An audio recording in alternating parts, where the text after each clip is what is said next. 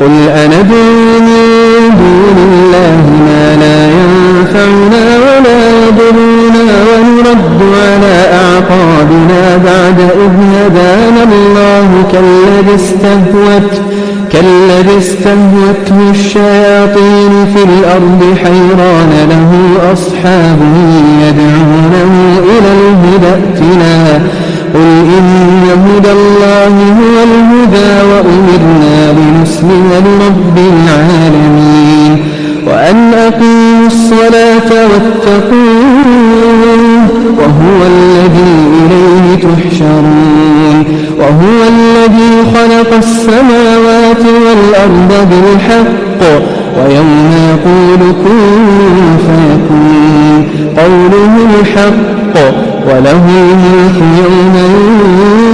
ينفخ في الصور عالم الغيب والشهادة وهو الحكيم الخبير وإذ قال إبراهيم لأبيه آزر أتتخذ أصناما آلهة إني أراك وقومك في ضلال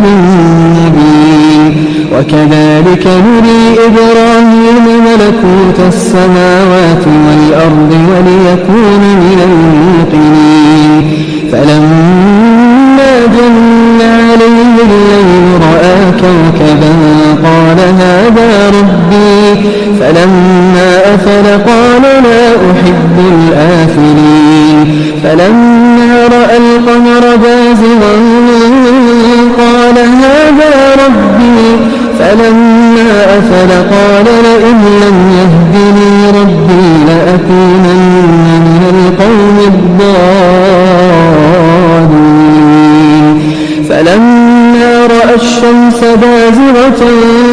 قال هذا ربي هذا أكبر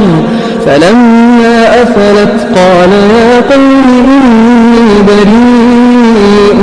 مما تشركون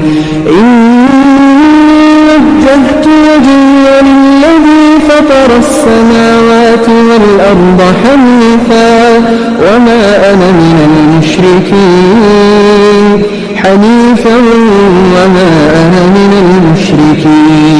وحاجه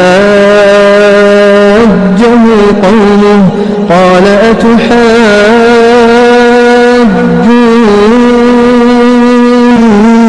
في الله وقد هدان ولا أخاف ما تشركون به إلا أن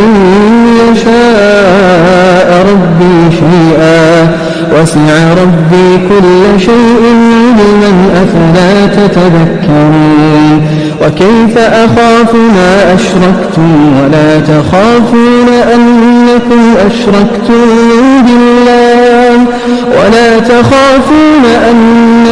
أشركتم بالله ما لم ينزل به عليكم سلطانا فأي الفريقين أحق بالأمن إن كنتم تعلمون